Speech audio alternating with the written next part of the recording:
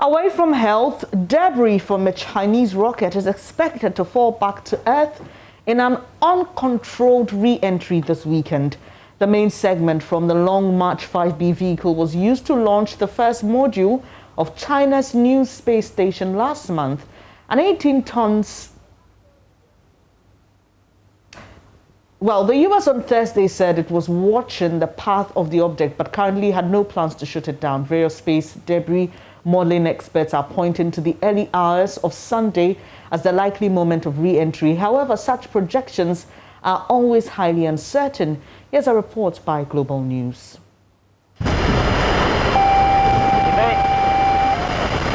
There was no problem with this launch. It went off last Thursday without a hitch. The problem came when the cargo part of the rocket unhitched from the main booster. It just floated away.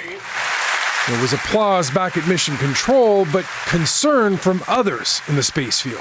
I guess this is a situation which could have been avoided. Paul Delaney teaches astronomy at York University and is a little shocked by what China's done. That booster rocket is visible from the ground. It's in a temporary orbit around the globe. It's going to come down. The issue is no one knows where. The chances of hitting a person, hitting a house, are small, but they should be infinitesimal. You should be able to control the re-entry, and that is not the case. Now, the rocket booster is 32 meters long and 5 meters in diameter. It's not flying like an arrow, it's tumbling as it goes, basically flipping over and over. It's flashing. That's the reason it brightens and dims in the sky. It catches more of the sun's light as it tumbles. How cool is that? It's really negligent by international standards. Harvard astronomer Jonathan McDowell says China's been somewhat reckless. For a couple of decades, the international community's been careful when sending up something so big. They make sure there's a planned and controlled re-entry. Well, the Chinese Long March 5B rocket has flown twice, and both times it's meant an uncontrolled re-entry. A year ago, another booster rained debris over about 160 kilometers of land in the Ivory Coast. So why take the chance? I mean, it's cheaper. You know, they may have just felt, yeah, Earth is big. It probably won't hit anyone. Let's not bother.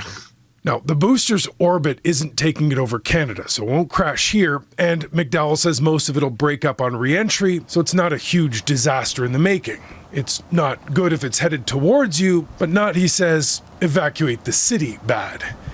Mike Armstrong, Global News. That was a report by the Global National or Global News talking about this that I'm sure has gotten a lot of you quite on edge. Well, Kobe is here as always, as we do on Fridays, to discuss news from the world of technology, and we just can't help but start with this. Yeah. This is strange, okay? So look, I'm sure from today everybody will be on the lookout. Yeah, wearing hard hats. honestly, but let's just... Is this the first time something like this is happening? No, this is not the first time. Okay. If you read, The Verge published an article about this, and the first line they wrote was, another out-of-control Chinese rocket stage in orbit has spawned a news cycle. That was the first line. Okay. But there's no need to worry, according to the reports that we were seeing, and most of the Earth is covered in water. So there's a high possibility it's going to What land. if it doesn't fall where water is? Most of it will break up. Yeah, we told years ago in Ivory Coast, something like that landed. Well, yeah, but considering what they're projecting in May. Yes, there's a low risk of it hitting anyone or any building. Okay, I mean, I was quite consoled when the expert said, well, it's likely going to disintegrate, you know, before it enters the Earth space. And so even if something is falling, it may not be so huge, but you see, they still can't tell. Yeah. So what should we be doing? I know here in Ghana we have a group of people who work on looking into our space and all that. Should we be? Do you think that we should focus our energies on finding out, whether this is anywhere close to us at all? Well, considering the trajectory that they've already started looking at, the whole thing is the places it could land is very, very large. Like it's a whole large area. So you can't necessarily predict until it's coming at you and you can tell that, it's going to land here, and the speed at which it's going to come. But then again, we just have to go with what they're saying, that it's very, very unlikely to hit a person or a building. So there's no need to be, extremely worried and start walking. I mean, I have my helmet. Walking around with a helmet on, I know, right? Okay.